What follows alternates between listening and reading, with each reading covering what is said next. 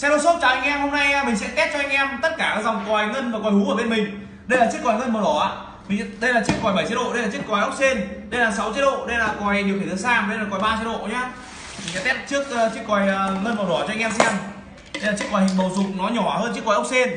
Anh em nào mà lắp muốn nhỏ gọn thì lắp loại này, có tiếng kêu là như nhau nhé, 220.000 cả ship. Đây là chiếc còi bầu dục này. Đấy, mình chỉ cần dây đen là nối với dây đen, dây mát, dây xanh là dây đánh lửa, có dây đỏ để cố định vào điện dương.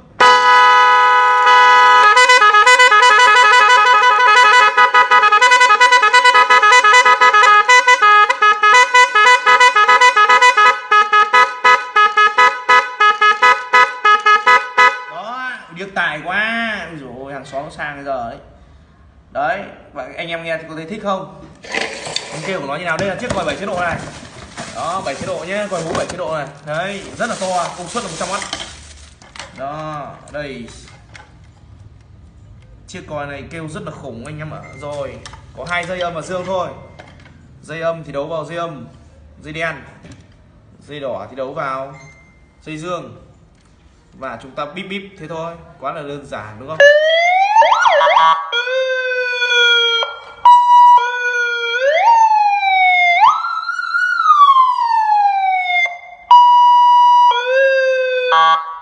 Đây, nói này. Alo, 1234 alo, rất là trong nhá. Anh em có thấy là trong không? Đấy, không rè tí nào luôn nhá, rất là trong nhá. Rồi. Giá là 330 cả ship anh em ạ. Đấy, ship hàng toàn quốc. Loại này nó nặng lắm, mình ship 50.000 nó vẫn lỗ anh em ơi. Anh em thông cảm. Vẫn lỗ. Đây là chiếc còi ngân hình ốc sên nhá anh em nhá. Con hình con ốc sên luôn. Anh em nào mà yêu quý ốc thì có thể mua còi hình chữ ốc. Hình con ốc. Rồi. Nó cũng đấu sẵn cho anh em mình rồi, chỉ việc đấu là xong này. Đây là dây đen. Dây đen cũng như là chiếc còi bầu dục. Dây đen của nó có là dây âm và dây đỏ và dây xanh của nó cũng là chức năng đánh lửa như vậy nhá. Đây, bắt đầu dây đỏ đâu đây, đánh.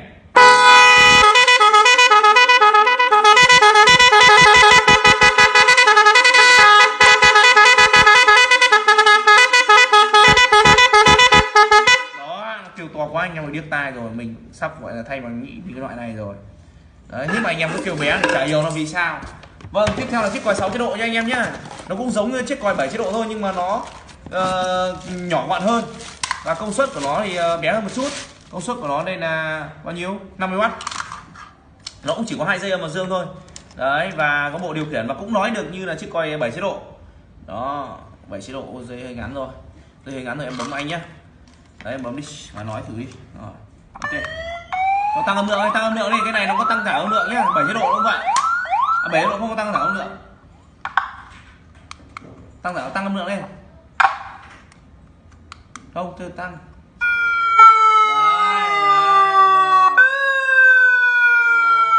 Rồi.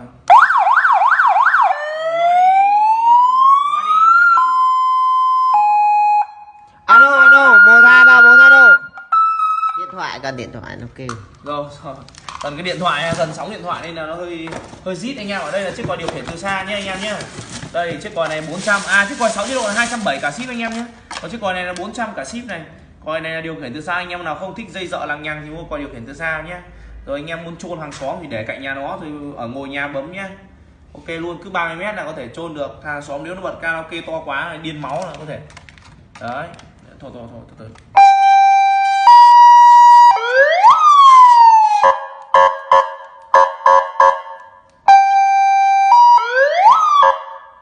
Đây là chiếc điều khiển của nó này.